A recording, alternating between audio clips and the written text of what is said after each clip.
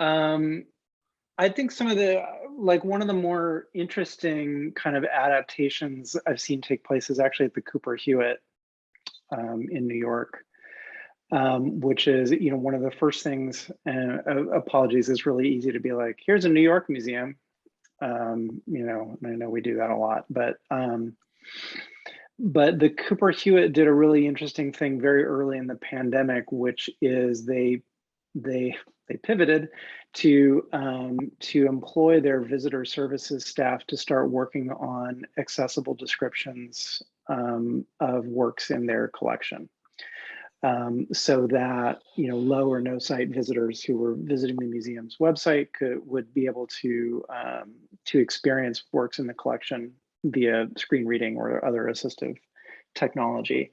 Hmm. And I feel like that was something that was just really interesting, where it was like there was this clear sort of resource there, and that these were the people that were closest to the public, knew what kinds of questions get asked about the collection Hmm. all the time, and were sort of like well positioned, well situated to start to address those kinds of questions in a very different way.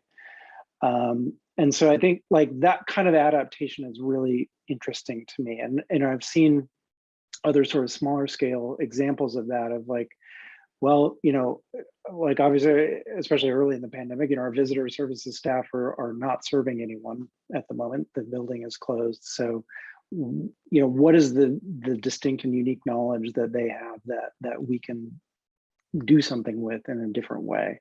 Hmm. So I love those kinds of things, because it's sort of barely technology. I mean, it's kind of like facilitated by technology, but like that's not really at the core of what makes that special.